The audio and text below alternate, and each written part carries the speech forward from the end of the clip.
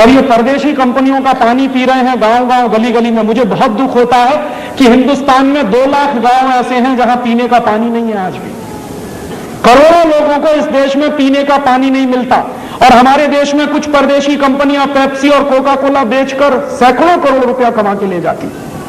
ये पेप्सी और Coca Cola जैसी बोतलों में जानते हैं क्या है? उस बोतल पर साफ साफ लिखा हुआ है, it contains no fruit juice, माने उसमें किसी भी फल का रस नहीं है। तो क्या है? सिंथेटिक केमिकल्स हैं उसमें। क्या केमिकल्स हैं? सबसे खतरनाक चीज है पेप्सी कोला कोका कोला में कार्बन डाइऑक्साइड। और कार्बन डाइऑक्साइड कभी भी शरीर के अंदर नहीं ले जानी चाहिए। शरीर विज्ञान कार्बन डाइऑक्साइड को बाहर निकालता है, ऑक्सीजन अंदर ले जाते हैं। हम बेवकूफी करते हैं, पेप्सी पी पी के, कोका पी पी के उसको अंदर ले जाते हैं। और कार्बन डाइऑक्साइड के साथ साथ जो और खतरनाक चीजें हैं उन बोतलों में, वो क्या है?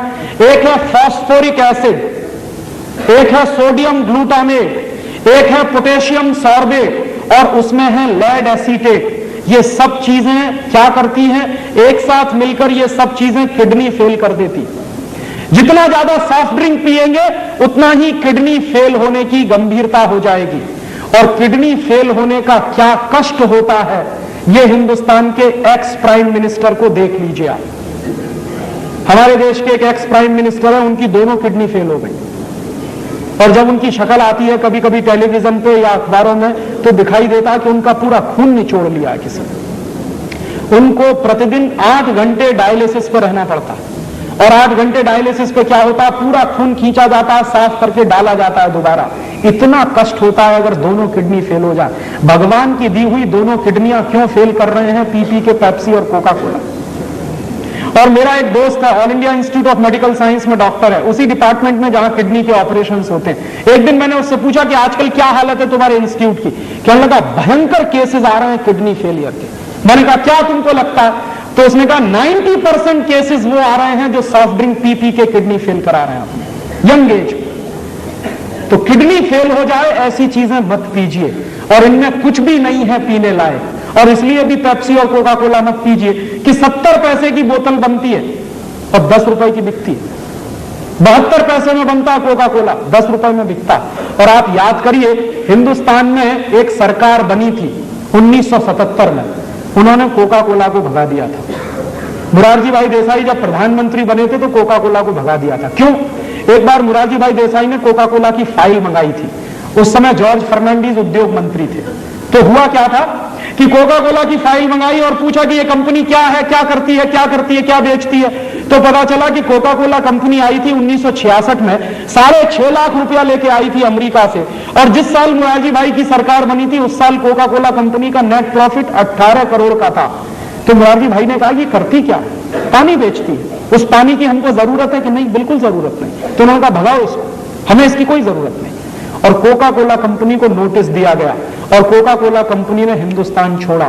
बिना 1 पैसे का मुआवजा दिए हुए कोका कोला को भगा दिया था हिंदुस्तान से। वही कोका कोला फिर घुस गया है इस देश में, और उसके बाद अब पेप्सी कोला भी घुस गया। और ये क्या कर रहे हैं? एक साल में पेप्सी कोला कंपनी का नेट प्रॉफिट 240 करोड़ रुपए का है, और कोका कोला कंपनी का एक साल का नेट प्रॉफिट 260 करोड़ रुपए का है। एक साल में इन दोनों कंपनियों का 2000 करोड़ रुपए का सॉफ्ट ड्रिंक बिकता है हमारे मार्केट में। पैसा बर्बाद हो रहा है। और पहले क्या था कि कुछ हमारी स्वदेशी कंपनियां भी थी, अब इन दोनों कंपनियों ने सबको हड़प लिया। हमारी एक कंपनी थी पार्ले जो थम्स अप और लिम्का बनाती थी, वो चली गई अब कोका कोला के कंट्रोल में। क्या हो रहा है? हजारों करोड़ रुपए बेवकूफी में बर्बाद हो रहे हैं देश की इकोनॉमी के। हम क्या करें? पेप्सी और कोका पीना बंद करें।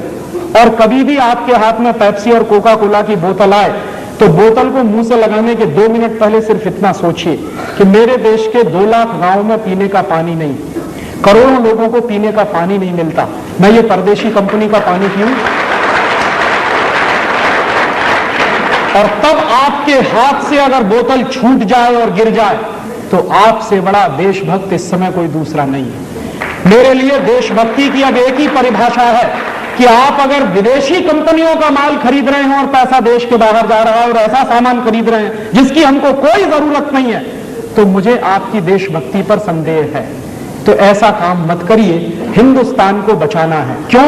क्योंकि ये कंपनियां हर साल हमारे देश से 70,000 करोड़ रुपए लूट कर ले जाती हैं। कोई टेक्नोलॉजी नहीं है, कोई रोजगार नहीं मिल रहा है, उल्टे बेरोजगारी इस देश में बढ़ रही है।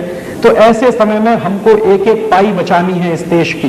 तो आपको मैं ये निवेदन करने आया कि अपने घर से ये अंग्रेजियत भगाइए, माने विदेशी कंपनियों के सामान खरीदना बंद करिए और ज्यादा से ज्यादा बन सके उतने वो सामान खरीदिए जो प्रकृति से सीधे मिलते हैं, ताकि पैसा किसान के पास जाए। और ऐसे ये दूसरा आखिरी निवेदन कि ये आप अंग्रेजियत से बाहर निकलें, इसके लिए बहुत जरूरी है कि टेलीविजन कम से कम देखें, क्योंकि ये जो टेलीविजन है ये रोज आपको उल्टी उल्टी बातें सिखाता है।